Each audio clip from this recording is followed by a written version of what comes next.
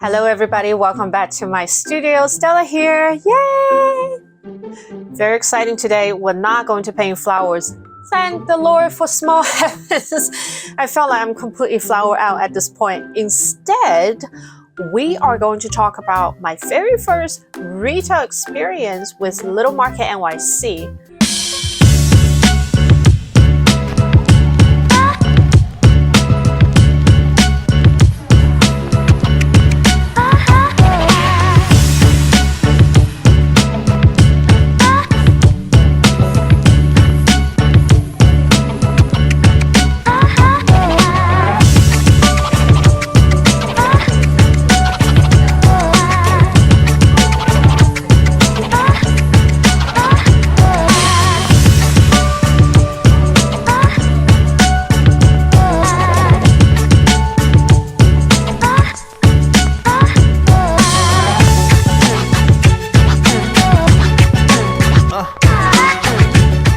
A very quick disclaimer, if you don't care about retail, if you don't care about foot traffic, numbers, your top selling styles versus your bottom selling styles, if none of these actually interest you, then skip this video. I will totally forgive you. That's totally fine because retail is not for everybody.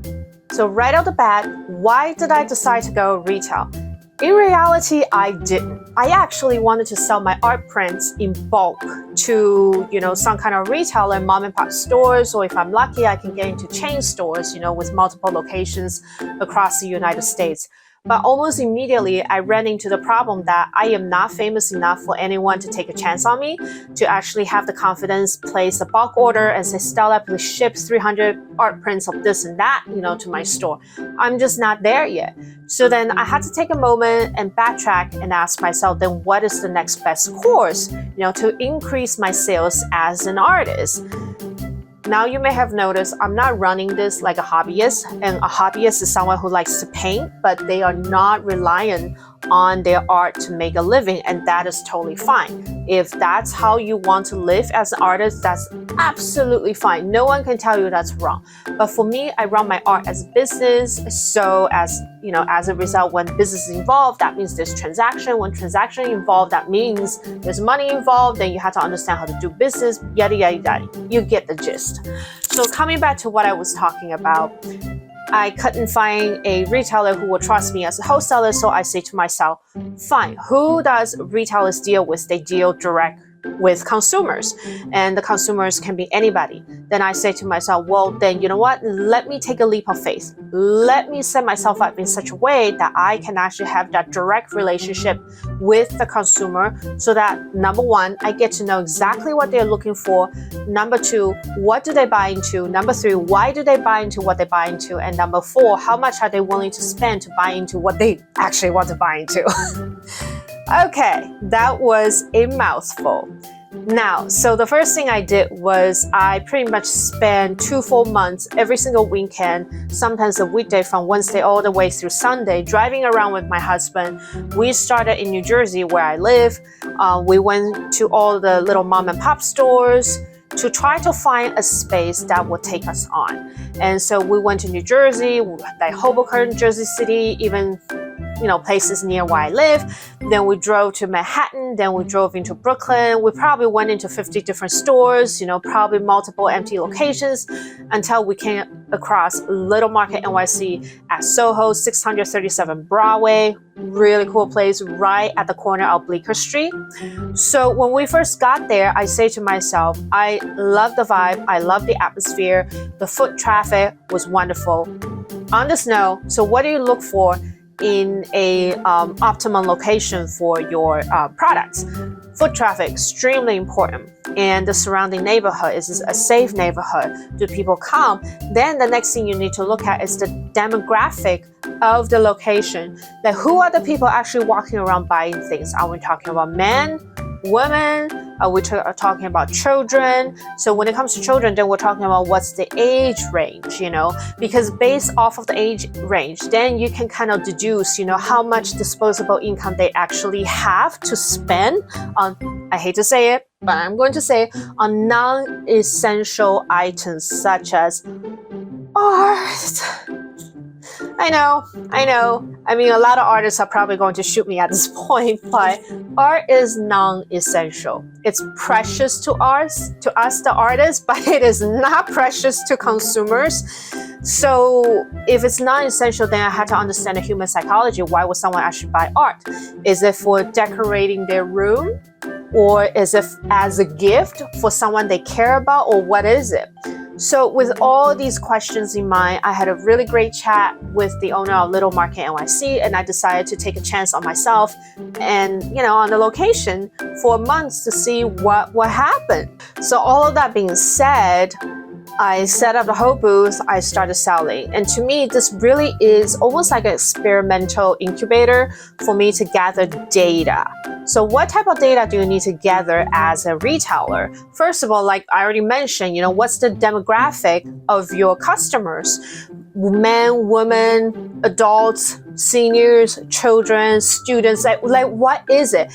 And I can tell you almost on the first day, I realized the people who really buy into my art prints are moms, or mom-to-bees. We're talking about women probably 35 years old and up. I have women range from 35 all the way to 65 buying from me. And that makes a lot of sense because, like I said, what do you buy art for? You buy art to decorate your home, to elevate your private or, your office spaces. So these are the women who not only have purchase power, they have disposable income because from 35 to 63, they're either working or they have recently retired. So there is money there. And they usually have, or are in the process of owning a home. Even if they don't, they do have some kind of rental. So essentially, psychologically, they own the space that they want to make it their own and they want to decorate. So it makes sense why these women will come in and actually buy from me. So far, I have not had one man who bought from me yet. I'm still holding out hope that one guy will show up and say, I love your work. I'm just gonna buy this right now.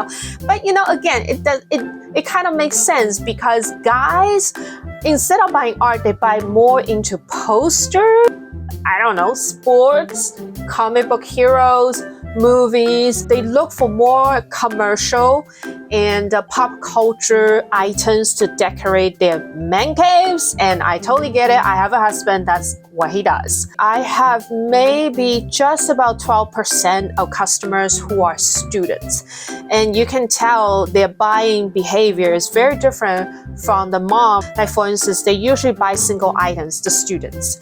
And the single items is usually less than $50. And they literally buy into what they love. We're talking about very cutesy stuff. Like I have a print called Kitty with Shade.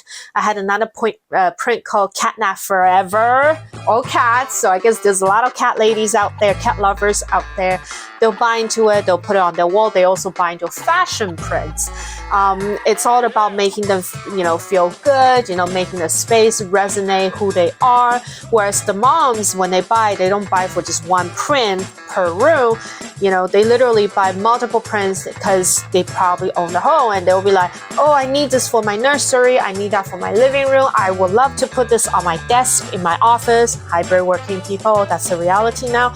Oh yeah, that will be perfect. I have a perfect spot on my kitchen wall. That one will go. And they usually buy various sizes. My smallest size is 8 by 8. My standard size is 8.5 by 11. The moms usually buy and a 5 by 11 all the way up to 12 by 16. And usually the young students, they just buy the 8.5 by 11 size, which makes sense.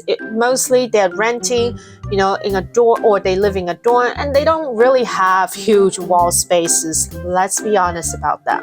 So the next important category you need to understand or variable, let's just use the word variable, is pricing. What is the optimum price range or prices that your consumers are comfortable to buy into? For me, I actually had different tiers of prices. Actually, in fact, I was thinking that maybe in the future I should make a video specifically talking about how to establish tiers of pricings. So anyway, I have multiple tiers of pricings for my affordable art prints. The cheapest one is $24, all the way up to just under $100 based on sizes and the complexity of the design per print. And what I have realized that for students, it's very easy for them to buy into anything just about hitting $30. For the working woman, mom or not working woman as a whole, they don't bat an eye. They can easily buy into things that are like in their 45s, 50s, or even 60s. Now, on this note, I should also talk about there are certain things that they are willing to spend a bit more money on, such as if this particular thing is branded as a gift item. Like I have a couple gift items where the art print actually comes with a frame that is ready to be hung on the wall, and then it's for Valentine's Day, Mother's Day, or something special, And so I had this one lady came in and she saw it on the wall and she said, "That's what I want. How much is it?" And I said, "Oh, that's about like $75 or $85. She said, "Okay, great, perfect gift. Not too expensive. It's ready to go. My friend can just hang on the wall. She'll love it. Let's do it." The conclusion I'm drawing is that how you set up your price is very important to the demographics you are trying to target. And then somehow you have to balance it with what's the optimum price that your demographic is happy to actually spend the money on. Like for instance, a lot of times, not just the artists, anyone who's trying to sell anything, what we run into is that we have this optimum price in our head. Like for instance, I want to sell everything at $50, but in reality, the market will tell you if that $50 is actually gonna happen or not. Like for a student, that might be way too much. For a month, that might be okay. So this is a reason why that I have found when you start to sell art, commercially, you really have to be able to offer a range of prices that a range of people will be comfortable buying into. If you only sell it at one single price range or price point, you basically start to eliminate potential consumers who may not be comfortable to buy into that. In order for you to establish a price point that's workable for your consumers, you have to be able to own the back-end process. And what do I mean by that? You have to be able to own, let's say, because I sell art prints, I had to be able to own my printing process instead of giving it to a third-party printer. I used to work with 3 different third-party printers, for my art prints, just to compare the prices. And literally when COVID happened, 2 printers, no names, ended up upping their price twice in 2 years. And then the third upped it once. Either way, the cost of printing went up so much that I can no longer sell anything that's under $24. And not only that, we started having the whole supply chain issue with paper. Next thing I knew, I'm like, wait, hold on. So my paper went up by, let's say, $2. The printing service fee went up by $5, which means the lowest price point that I can actually hit is $38. And I'm just like, who's gonna buy an 8.5 by 11 art print when my starting price, is like so high? I wouldn't even buy it myself. Invest the money in my own printer, my lovely Canon ProGraph 1000 photo printer, which I highly recommend, and I am not sponsored to say it. I've been using it for almost 3 years now. Best investment ever. Because the moment you're able to be, I learned this word, vertically integrated, which means that from creation to production, packaging, all the way out to the door to meet with your consumer on the shelves, you own the whole thing. It's vertically integrated. Then you are able to control what we call your first cost, which is the cost of your raw materials, your printing service, your this and that, blah, blah, blah. Once you own your whole own process, then you need to decide as a business owner, what is the profit margin I'm going to set per product. Okay, so if you have absolutely no idea what profit margin even means, I highly recommend you Google it up. It's not that hard. It's basically how much margin you want to make every time when you sell a product. In my case, one single art print. The rule of thumb in the consumer world is if you're able to hit anywhere between 60% to, let's say, 86%, you're good. And obviously, what is the optimum profit margin for you is really up to what type of product you're selling, what is your first cost, and how much you think, based on research, not randomly making it up, based on research that your target market and your target consumers are willing to pay for. In my case, because I own the process, I can actually set my profit margin quite high. I usually work around 80 to 86% per print. Another thing I want to talk about is discount. So in the art world, especially the fine art world, discount is a big no, huge taboo. It basically means that you are lowering the value of your work and yourself essentially as an artist. So for the longest time, even when I first started selling art prints, I didn't offer any discount because I was horrified that people would think I'm cheapening myself. But then the market ended up telling me that you're not selling originals. You're not selling, this masterpiece. You're actually selling over-the-wall art, over-the-couch wall art that people can buy into. And my original idea was to make art affordable and accessible to everyday people so that even if they don't go to the gallery, it's like not everyone walks around with like $3,000 in their pocket, okay? Like, just be honest about that. Maybe the 1% does it, but most people are not the 1%. And since that is the target market I'm trying to go after, then I had to understand promotion actually works for them and they love it. Do I want to do it and offer that to them? Yeah, I decided to do that. And because I set my profit margin so high, 86% is actually really high, I was able to offer up to, 20% and I still make a really good money back. I'm also able to offer free shipping across the United States, except Hawaii and Alaska. I'm sorry, it's not my fault, but USPS is so high. They charge so much for that. There's nothing I can do.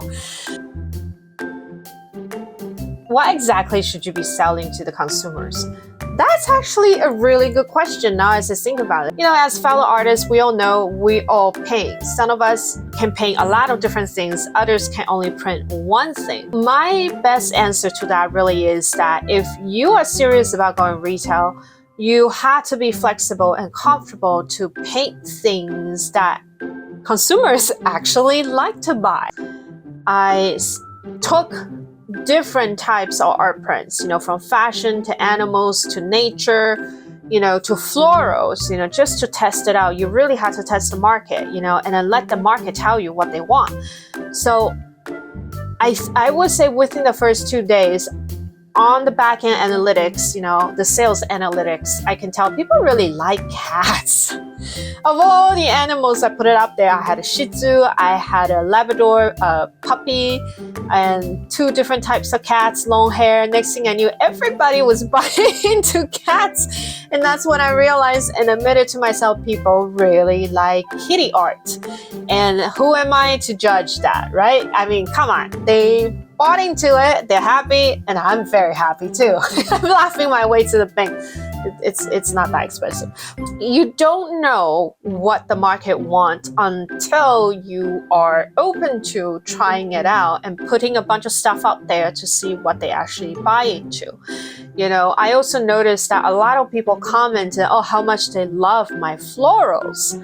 But the people who really buy into it are much older women in their 60s and 70s. Actually, it's not even that old. I mean, isn't like the 70s is the new 60s now? I think that's the same. But anyways, I have yet to have any young women buy into my florals. Most of them go for the kitty or they go for the fashion, like this ready for my close-up. Because one of them was telling me it is so her, it's very statement making, it's so contemporary, it's got an edge to it. She was awesome. I should have hired her to write my product description. And my best advice in that is don't be afraid to be criticized and take all the criticism with graciousness. I mean, I literally have people, this one lady, she probably didn't think that I speak Chinese or something. She said, oh, her eyes are creepy, and walked away. Yeah, you know who you are. Let's talk about how to be professional. Ta-da! I am one of those artists. I also buy from other artists because when I see an art I love, why not? I buy into it. I like to collect them. I understand how much blood, sweat, and tears went into that particular painting or art print. But I met up with artists, who are not very professional in the way they deal with customers. Remember, when you do retail, you're literally facing and engaging with real people. So you have to represent your core value. Your core value has to be able to resonate with people. I mean, just take yourself for an instance. Would you like to shop in a store where the store owner, have an attitude? No, you don't. Because why are you spending money to be abused by other people? No one likes that feeling. I took to heart how I present myself, how my assistants, my husband presents himself, because they all represent me. If people want to offer you an honest opinion, always keep the smile on, listen to them, thank them, even if you don't agree with them. The worst thing I have witnessed other artists do is they try to talk people into agreeing with them. And it's always kind of like, first of all, it makes the consumer very uncomfortable because a lot of times they offer their opinions thinking they're helping you. They're not there looking for an argument. None of them went to art school for the last 4 years and get their master in fine arts. They're just there trying to shop, have a good day, and then they may have seen one of the flower paintings you did and say, oh, maybe it will look better in orange versus the blue you have. That's an opportunity for you to engage with them, build a relationship by saying something as harmless as, oh, wow, thank you so much. You like orange flowers? Tell me more about it. And then once they go on and on and on, they get the stage, you listen to the keywords they're using. They like something soft and bright. That's why they go for orange. And this is when you, as a savvy business owner, an artist, will say, I'm so sorry, I don't have my orange flowers, but that's such a great idea. Next time, when I paint an orange flower, I will totally tag you on Instagram. By the way, what's your Instagram account? Can I reach you there? You just possibly made a sales for the future and you didn't even know about it. Since we're talking about consumer engagement, I just want to add one more thing to that. Engagement is so important, okay?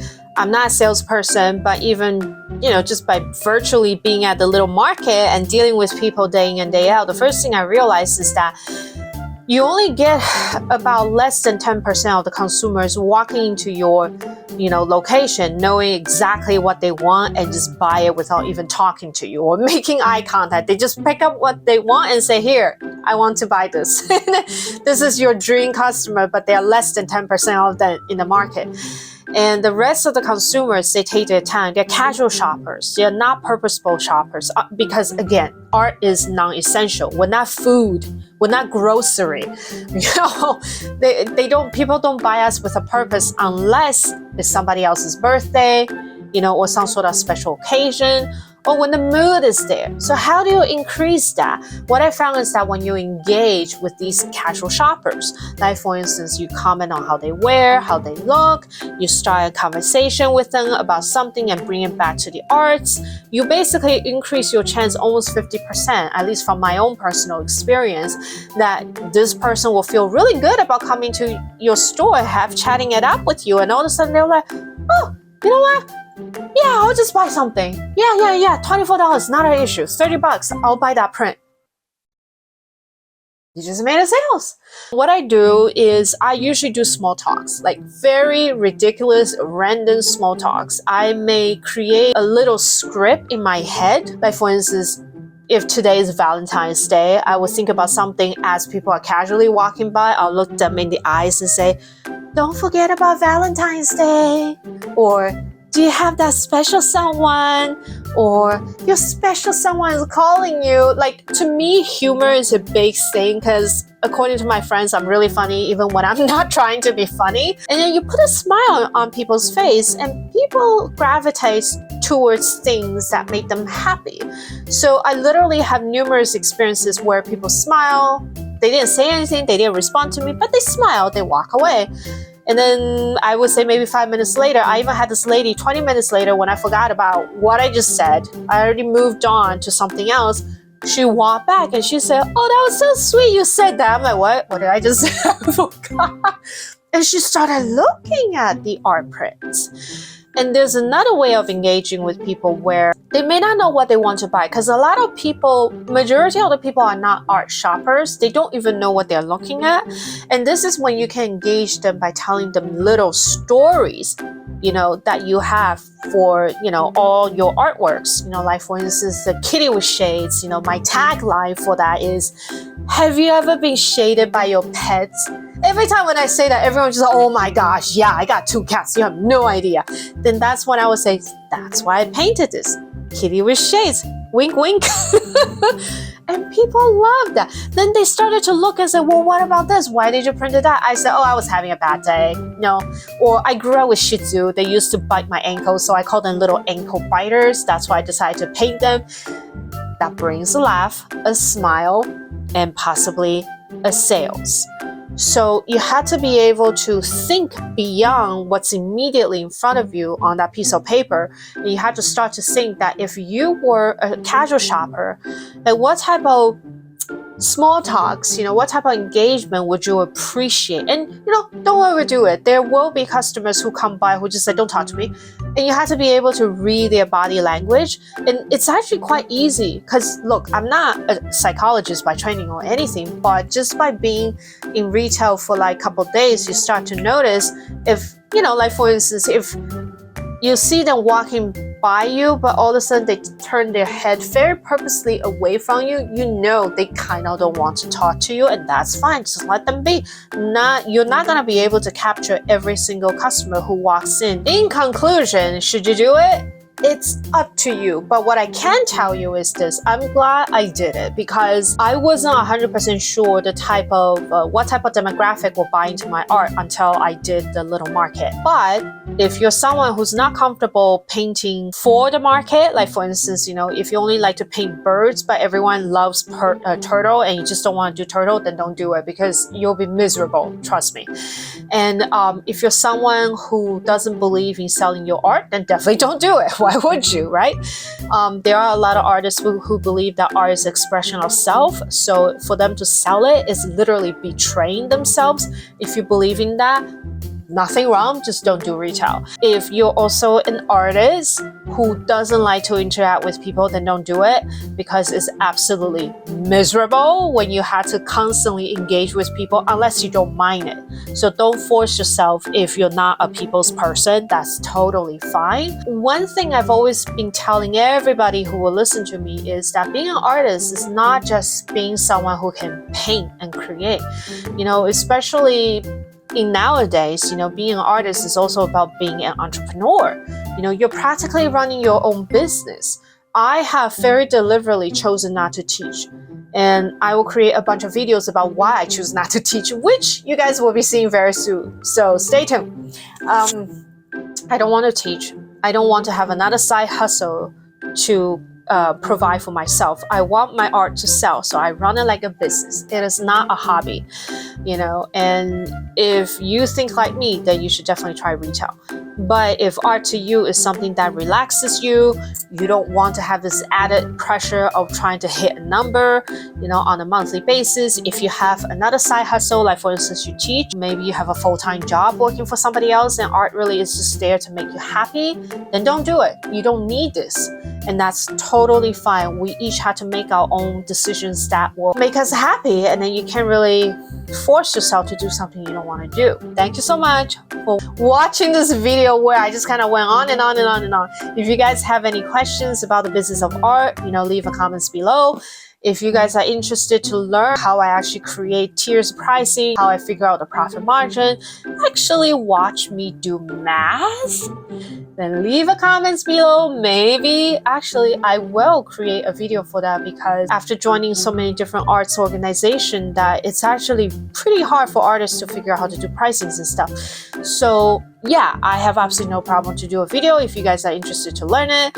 And in case you're wondering how I learn it, very quickly, If you know me in real life or you've been following me on my Instagram, you know that I came from fashion. I didn't do sales. I actually did fashion design and what we call the product life cycle. I basically oversaw that whole cycle from design all the way to final production. I had to do all my numbers because each account was a couple $1 million.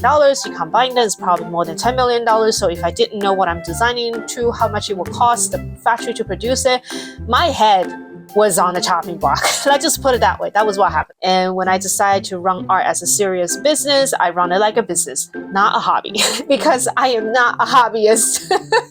I'm just gonna keep saying that because people keep asking me, so what's your other full-time job? I'm like, this? I don't have any other job but this. Anyways, thank you so much. I'm going to stop joking now. I will see you at the next video. Ciao!